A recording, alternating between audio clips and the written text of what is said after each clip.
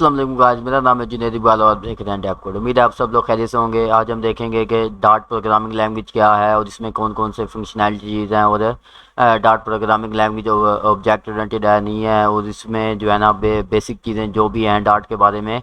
और आगे हम फर्दर भी देखेंगे कि ऑब्जेक्ट ओरिएंटेड प्रोग्रामिंग क्या है, इनहेरिटेंस क्या है, और इसमें एक जो है ना बेसिक्स डार्ट के बारे में हम जानेंगे। हमने प्रीवियस वीडियो में तकरीबन फ्लटर की फुल इंस्टॉलेशन भी कर ली, फ्लटर को फर्स्ट टाइम रन भी करके देख लिया। तो चलिए वीडियो को स्टार्ट करते हैं। अगर आप हमारे चैनल पर न्यू हैं तो प्लीज़ सब्सक्राइब कर लें और बेल आइकन को भी दबा दें। तो वीडियो को स्टार्ट करते हैं। तो सबसे पहले हम देखते हैं कि डाटा प्रोग्रामिंग लैंग्वेज जो ऑब्जेक्ट ओरिएंटेड प्रोग्रामिंग लैंग्वेज है, तो ऑब्जेक्ट ओरिएंटेड प्रोग्रामिंग लैंग्वेज क्या होती है। तो बेसिकली इसमें जो अगर बिल्कुल स्टार्ट में बात करें तो ऑब्जेक्ट ओरिएंटेड प्रोग्रामिंग लैंग्वेज में तीन चीज़ें पाई जाती हैं। सबसे पहले एंटिटी होती है, उसके बाद एट्रीब्यूट और फिर उसकी functionality. Entity any place person thing which an organisation want to record in over app या इन ओवर प्रोजेक्ट, उसको हम एंटिटी कहेंगे। और कोई भी अगर एंटिटी है तो उसकी कोई कुछ ना कुछ एट्रीब्यूट होंगे, उसके कलर वगैरह, उसके अगर फ़र्ज़ करें डॉग को ले लें, डॉग के कलर्स, लेग्स कितने होती हैं, ये उसकी एट्रीब्यूट हो जाते हैं। उसके बाद उसकी फंक्शनैलिटी आ जाती है।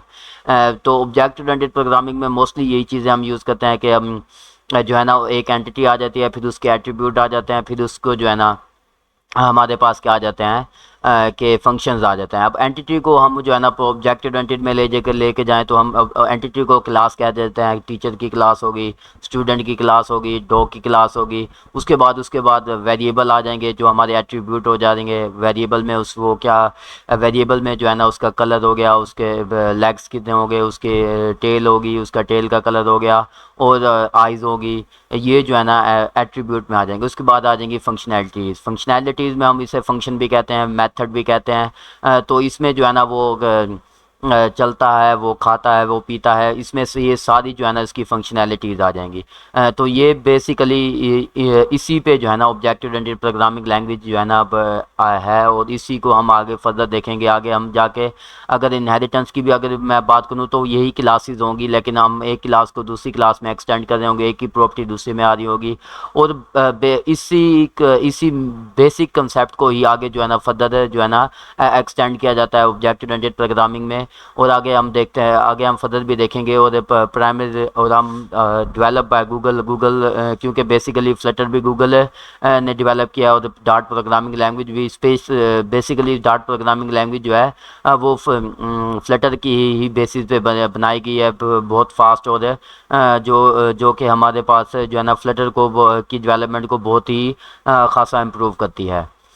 Primarily use for developing building website, servers and mobile apps. आप देख सकते हैं कि फ्लटर जो है तमाम प्लेटफॉर्म के लिए आप वेब भी बना सकते हैं, आप सर्वर साइट पे भी जा सकते हैं, और आप मोबाइल ऐप्स, iOS ऐप, ये सारी चीज़ें जो है फ्लटर से आप आसानी से जो है ना अचीव कर सकते हैं। तो created to improve the developer experience based on performance and productivity. Dart जो है प्रोडक्टिविटी और परफॉर्मेंस इंक्रीज करती है। आगे हम देखते हैं concept.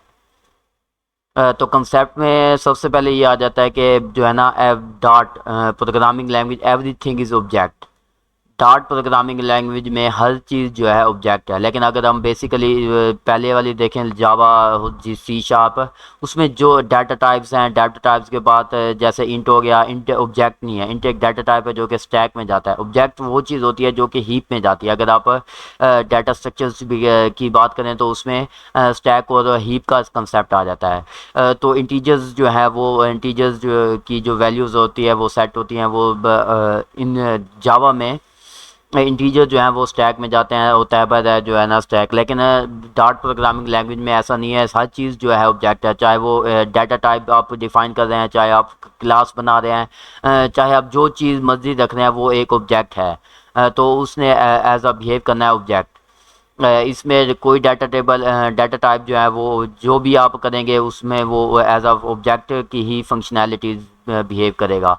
All object inherited from the object class. Her class, या आप कह सकते हैं हर ऑब्जेक्ट, क्योंकि क्लास का ही ऑब्जेक्ट बनता है। जैसे इसकी अगर बेसिकली एग्जांपल सिंपल सी ली जाए तो कि आप एक नई के पास जाते हैं तो उसे आप सारा अपना जो है ना क्राइटेरिया देते हैं, आपका नाम, उसके बाद आपके एट्रीब्यूट, आपके वो तमाम चीज़ें जो है आपकी जो है ना वो लिख लेता है। उसके बाद जो प्रोडक्ट बनता है वो फिजिकली एग्जिस्टेंस होता है।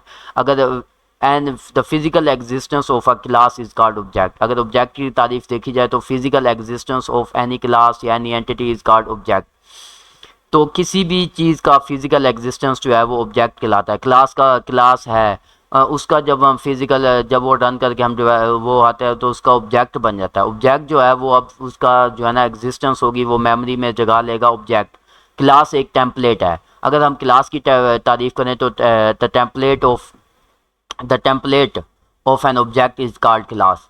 क्योंकि जब हम इसकी अगर प्रोग्रामिंग से हटकर मैं आपको जो है ना इसकी एग्जांपल एक दो दूं तो इसमें जो है ना आप अगर आप किसी भी घर का नक्शा ले लें वो जो है ना एक टेम्पलेट है, उसी को देख के हम जो है ना पूरा जो है ना अपनी बिल्डिंग तामीर करते हैं। उस तामीर की जब तामीर हो जाती है तो वो एक ऑब्जेक्ट बन जाता है और वो जो है ना फिजिकल एग्जिस्टेंस उसका होता है। उसके बाद हम dot doesn't have the keyword public protected private. अब जब हम जावा या सी शार्प का रेफरेंस लें तो उसमें पब्लिक प्रोटेक्टेड प्राइवेट ये सारी चीज़ें जो है ना ये मॉडिफाइज होते हैं। लेकिन अगर हम डॉट की बात करें तो उसमें बस ये अंडरस्कोर वाला होता है। अगर किसी भी वेरिएबल के साथ हम अंडरस्कोर लगा देते हैं तो वो प्राइवेट हो जाता है, अगर किसी के साथ नहीं लगाते तो पब्लिक होता है। ऐसे समझ लें डॉट में बस दो ही मॉडिफायर्स हैं। लेकिन अगर इन पब्लिक मैं इनके बारे में भी बता देता हूँ आपको। पब्लिक का मतलब ये है कि किसी भी जावा या सी शार्प में ये मॉडिफायर्स हैं public protected private. Public public अगर किसी क्लास के एट्रीब्यूट या वेरिएबल के साथ हम पब्लिक लगा देते हैं तो वो जो है ना सब में एक्सेसिबल होता है। क्लास के बाहर भी क्लास के अंदर भी जहाँ भी आप चाहें उसे आप एक्सेस कर सकते हैं क्लास के रेफरेंस के साथ, क्लास के ऑब्जेक्ट के रेफरेंस के साथ। अगर आप प्रोटेक्टेड की बात करें तो अगर आप प्रोटेक्टेड का कंसेप्ट इनहेरिटेंस में आता है। जब हम एक क्लास को दूसरी क्लास में इनहेरिट करते हैं तो वो जो प्रोटेक्टेड एट्रीब्यूट होगा तो हम बस इनहेरिटेड क्लास में ही उस प्रोटेक्टेड को यूज़ कर सकते हैं। बाकी किसी क्लास में हम जो जिस क्लास में बनाएंगे प्रोटेक्टेड उसमें तो यूज़ कर सकते हैं। बाकी जो दूसरी क्लास में जो बस उसे इनहेरिट करेगी उसी में ही हम जो है ना प्रोटेक्टेड कीवर्ड वाला एट्रीब्यूट या फंक्शन जो है ना यूज़ कर सकते हैं। प्राइवेट का कंसेप्ट ये है कि अगर हम किसी क्लास में प्राइवेट एट्रीब्यूट रख देते हैं बस वो उसी ही क्लास में एक्सेसिबल होगा, बाकी और किसी क्लास में एक्सेसिबल नहीं होगा। लेकिन डॉट में बस अंडरस्कोर है, अगर आपने उसके साथ अंडरस्कोर लगा दिया तो उस क्लास का वो प्राइवेट मेंबर हो जाएगा। अगर आपने उस क्लास अंडरस्कोर नहीं लगाया तो वो जो है पब्लिक हो जाएगा और वो हर जगह जो है ना एक्सेसिबल हो जाएगा। आगे वाला कंसेप्ट देखते हैं। डॉट parses all your code before running it. इसमें इसका कंसेप्ट ये है कि एक कंपाइल टाइम रन होता है, एक जो है ना कंपाइल टाइम। अगर आप कोई एरर आ जाता है ऐसा जो कि कंपाइल टाइम एरर हो, एक रन टाइम एरर होता है, ठीक हो गया। कंपाइल टाइम एरर और रन टाइम एरर में क्या फ़र्क है? आपने कोई लॉजिकल एरर कर दिया जो कि आपने रन टाइम पे देखा कि फ़र्ज़ करें आपने उधर 2+2 करना था लेकिन आपने गलती से 2 पर मल्टीप्लाई 2 कर दिया तो वो जो है ना रन टाइम एरर हो जाएगा आपका। जब आप चलाएंगे तब आपको पता चलेगा कि आपने लॉजिकल जो है ना एरर किया है तो वो रन टाइम पे आ जाएगा, ठीक हो गया। जैसे इंडेक्सेस वगैरह हैं कि आपने लिस्ट में 5 इंडेक्सेस थे लेकिन आपने छठे वाला कॉल कर लिया तो वो रन टाइम पे आएगा जब जो है आपका प्रोग्राम जो है ना रन होगा। लेकिन कुछ ऐसे हैं जो कि कंपाइल टाइम एरर है, जैसे सिंटैक्स एरर हो गया, आपने कोमा नहीं लगाया, आपने कुछ भी ऐसा कर दिया जो कि सिंटैक्स के खिलाफ हो तो वो रन टाइम पे ही आपको जो है ना शो हो जाता है। जो आईडी है वीएस कोड ले लें या एंड्रॉयड स्टूडियो वो उसी टाइम ही आपको बता देगा कि आपका ये इस क्लास के इस लाइन पे जो है ना आपका जो है ना एरर जनरेट हो रहा है। उसके बाद dot spotted top level functions. अब टॉप लेवल फंक्शंस जो हैं वो ये है कि आप जो है ना इनहेरिटेड फंक्शन बना सकते हैं। मतलब एक क्लास है, क्लास के अंदर क्लास तो इनहेरिटेड क्लास होगी वो भी हम बना सकते हैं, वो उसका भी कोई इशू नहीं है। अगर क्योंकि हर चीज़ ऑब्जेक्ट है डॉट के पॉइंट ऑफ व्यू से तो हर चीज़ ऑब्जेक्ट के अंदर ऑब्जेक्ट भी बन सकता है। तो फंक्शन भी एक ऑब्जेक्ट है। अगर हम क्लास को देखा जाए तो फंक्शन भी क्या है, ऑब्जेक्ट है, और ऑब्जेक्ट के अंदर नेस्टेड ऑब्जेक्ट भी बन सकता है। तो इसी मद्देनज़र को रखते हुए, इसी आइडिया को रखते हुए हम फंक्शन के आगे अंदर एक और फंक्शन भी बना सकते हैं। और Dart spotted top level variable as well as variable tied in classes और object static instance variable. Static और इंस्टेंस वेरिएबल में अब फ़र्क आ गया। स्टैटिक वो होते हैं जो कि क्लास के वेरिएबल के क्लास के नाम के साथ, मतलब अगर क्लास का नाम जो है आप फर्ज कर लें स्टूडेंट है तो स्टूडेंट डॉट आगे जो होगा वो कॉल वो जो है ना स्टैटिक मेंबर होगा उसका। स्टैटिक मेंबर फंक्शन भी हो सकते हैं, स्टैटिक मेंबर वेरिएबल भी हो सकते हैं, ये जो है ना वो स्टैटिक मेंबर होगा। अब इंस्टेंस वेरिएबल वो होगा जो कि एट्रीब्यूट होते हैं जो कि स्टैटिक नॉन स्टैटिक कह सकते हैं आप वेरिएबल, उसको इंस्टेंस वेरिएबल भी कहा जाता है। ये दोनों वेरिएबल क्या एट्रीब्यूट होंगे, इंस्टेंस वेरिएबल या नॉन स्टैटिक वेरिएबल। इसमें बस फ़र्क ये है कि ये जो है ना उसके रेफरेंस के साथ क्लास के ऑब्जेक्ट के रेफरेंस के साथ इंस्टेंस वेरिएबल कॉल किए जाते हैं और स्टैटिक वेरिएबल जो है वो क्लास के नाम के साथ कॉल किए जाते हैं। उसके बाद जो है मेजर कंसेप्ट है स्ट्रिंग इंटरपोलेशन। इसका आप मेजर जो है ना यूज़ करेंगे अगर हम जावा और सी शार्प में देखें तो हम कनकैटिनेट करते थे। दो स्ट्रिंग्स को हम आपस में जोड़ने के लिए प्लस का साइन ऑपरेटर है या आप साइन समझ लें, उसको हम कनकैटिनेट कर देते थे। फिर जब हम प्रिंट करते थे या जो भी फंक्शनैलिटीज़ करते थे उसके साथ, तो वो दो जो स्ट्रिंग थी जैसे हेलो एक अलग स्ट्रिंग है, वर्ड एक अलग स्ट्रिंग है, तो उसे हम क्या करते थे प्लस के साथ कनकैटिनेट कर देते। लेकिन इसमें कनकैटिनेशन का कंसेप्ट को की जगह इंटरपोलेशन है। इंटरपोलेशन में यह है कि आप डॉलर साइन लगा देते हैं। डॉलर साइन लगाने के बाद जैसे कि ये एग्जांपल में आप देख सकते हैं हेलो डॉलर साइन ब्रैकेट। आप जब जब भी कोई एक्सप्रेशन लिखेंगे तो ब्रैकेट लगाएंगे डॉलर के आगे, ठीक हो गया। अगर आपने बस डॉलर लगा के कोई वेरिएबल कॉल करना है तो आप ब्रैकेट नहीं लगाएंगे, कर्ली ब्रैकेट आप सिंपल जो है ना वो लिख देंगे और वो जो है ना वो वेरिएबल कॉल हो जाएगा। लेकिन आप देख सकते हैं कि इसने कर्ली ब्रैकेट का इस्तेमाल किया हुआ है, dollar sign curly bracket i+1। अब जो आई है ना वो हर बार चेंज होगा क्योंकि आई जो है ना हमारा आइट्रेटेबल वेरिएबल है जो कि फॉर लूप में यूज़ हो रहा है, और वन जो है ना वो कांस्टेंट उसने लिया हुआ है। तो i+1 ये ऐसे लूप चलती रहेगी। और अगर फ़र्ज़ करें कि आप +1 ना करता तो हम यहाँ कर्ली ब्रैकेट ना लगाते, डॉलर साइन और बस आई लिख देते।